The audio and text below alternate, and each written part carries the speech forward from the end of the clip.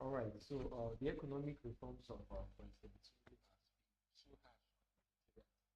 That so many people are complaining about its impact. So watch this video so that you hear this analyst break down the implication of the fuel subsidy removal and other matters arising concerning it. Continue to feel the danger of rising costs following petrol subsidy. President again defended his government's economic strategy. At the 17th Annual Banking and Finance Conference at the Institute of Bankers of Nigeria, President Tinubu argues that the removal of the petrol subsidy is not just a necessary evil, but a deliberate move to redirect funds towards critical sectors that need them most. Is one of resilience, determination, and gradual recovery. However, during the aftermath of the COVID pandemic, inflation and inflationary pressures continues to press forward.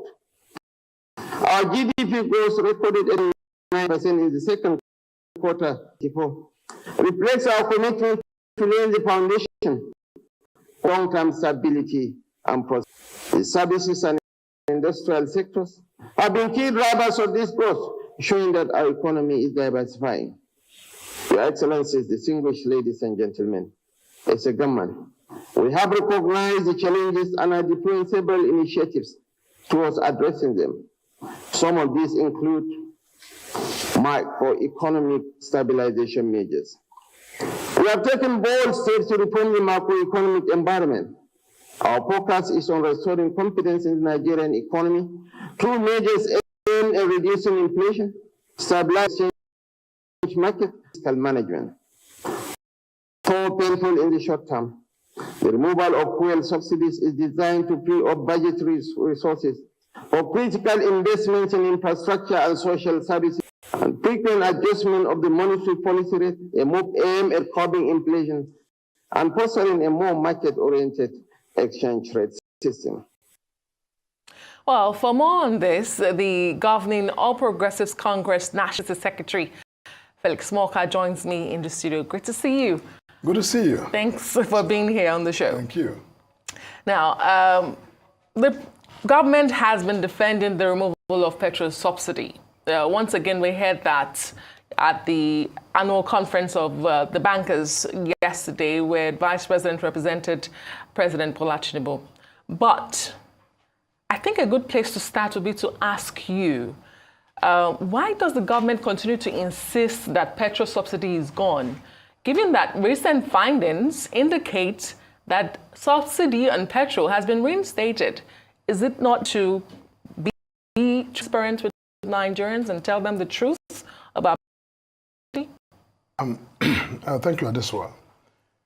Now, what has happened is not a function of politics or a proclamation by the president. It's a function of law. The Petroleum Industry Act eliminated the system of subsidy as we knew it under the former administration, Muhammad Buhari. Now, as of the signing into law of the PIB, petroleum subsidy was gone. That Nigeria, this new government has succeeded, President Buhari, could not, pay, subsidies because the law didn't permit it. So you couldn't budget for it as we did in the past years. So what President Bola Tinubu did on the day of his inauguration was simply communicate what the law had declared. And I think this point is critical to make, that we should be mindful that what the president did on the first day of his inauguration was to declare the state of the law. He didn't do anything of his own free will. It had been legislated by the National Assembly and signed into law by the previous. Now, with that said, you will attest, anyone who reads the national budget since the president came in, including some of the supplementaries, There's no provision for subsidies at all. Now, let me qualify what I'm about to say. But, I think this is just man. I don't speak for the NNPC or for anybody, but I speak for my party, the All Progressives Congress.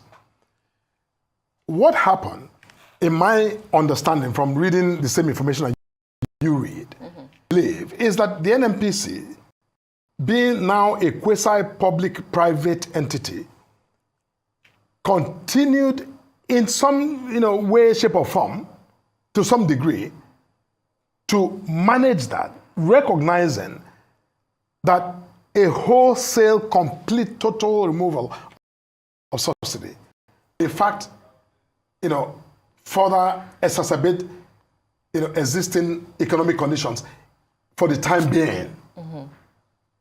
Now, that is for NNPC to explain, and I think they've, been trying and that. But the point I'm making is that that subsidy regime had become completely unsustainable. You cannot have a country where all of the gross earnings of a country subsidizing one single product for the people. I understand that historically we've created the dependency on subsidy. So our people are used to buying fuel, at almost nothing compared to what others are buying elsewhere. However, now that it's become obvious that we cannot sustain that system it was removed by law. Nigerians have representatives in the National Assembly. They could have told their representatives object to the removal of subsidy by private entity. It's a hybrid of both. And I think that if the president were, in fact, every morning telling the NPC what to do, how to do it, we will still be here discussing why is the president messing with the NPC. He is not messing with the NPC. He's allowing that corporate entity called the NPC to do his job, and that's what they're doing. Great. I mean, some people will say perhaps it's time for him to mess with the NNPC as things are not going all well. But, given the immediate hardship caused by what we were told that gone, and from the books, it does show that subsidy was gone briefly for maybe 2 months, was reinstated. Given the hardship that this has caused, from food prices soaring, can you really convince Nigerians that, especially as critics say, even in this time of hardship, seeing austerity on the government,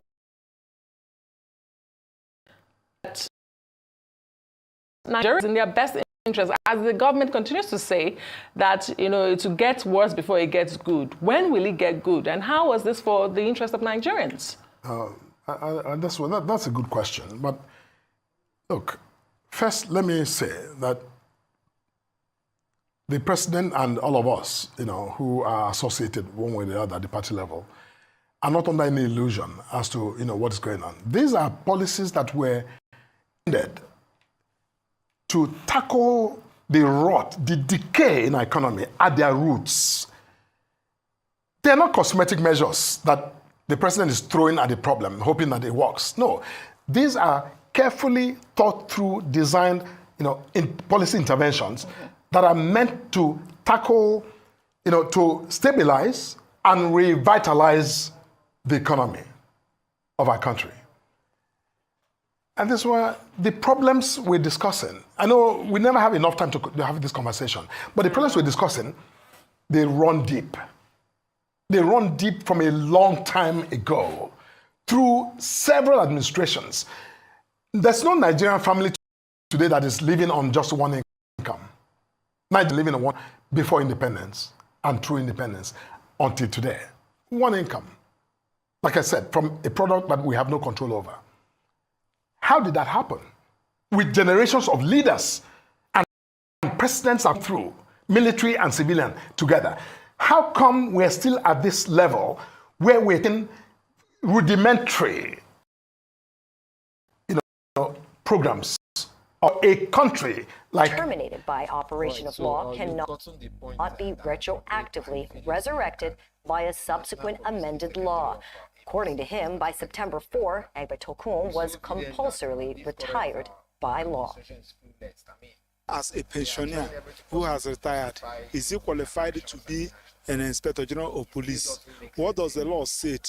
Is now that is the president tried to elongate